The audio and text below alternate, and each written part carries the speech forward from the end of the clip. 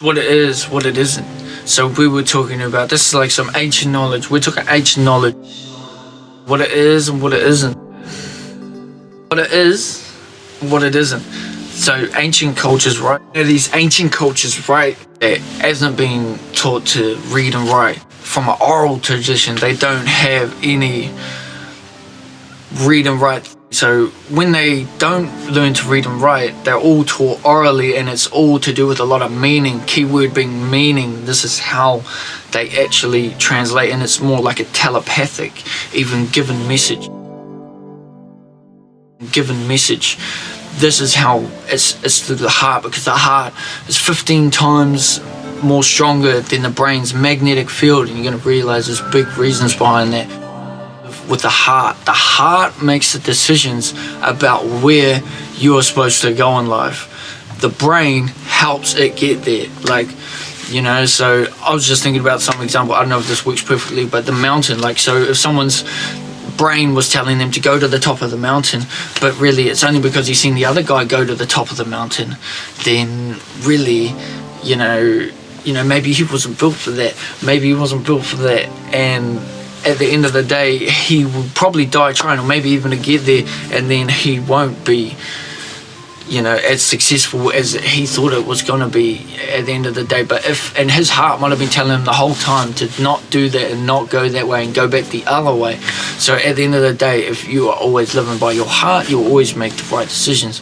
But getting back to what I'm talking about, so in the oral traditions that they are taught in these older cultures that have never given up the read and writing, why do you think they're trying to push the schooling on these places out here in the outskirts of society, etc., you know what I mean, of the nations, states, etc.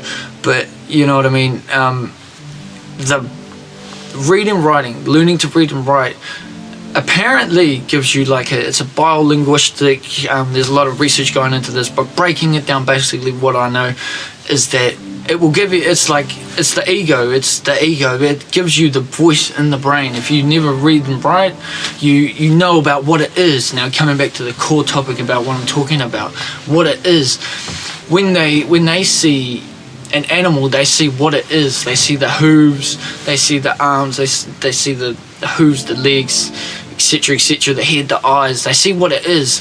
They don't compare it to another animal. So when you have the ego and stuff like this is where the materialism, etc., and the human beings come from.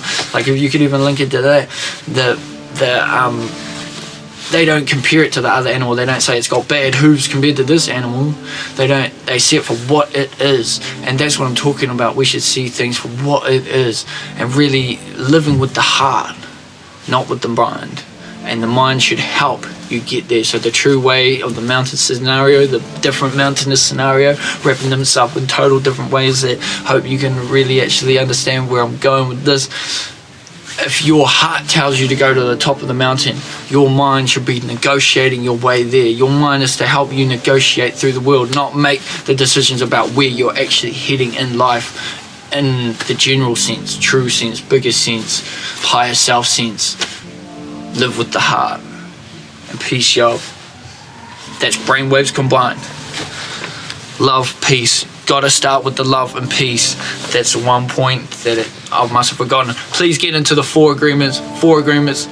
Miguel Ruiz. Don Miguel Ruiz. 4 agreements. Look that up. Reference it. It all starts by living with truth and love. Being impeccable what you say. Not taking things personally. You don't know what's going on with them. They're in their own world. And never making assumptions. Always being skeptical. The 5th agreement. And of course, always do your best. That's me. Combine minds.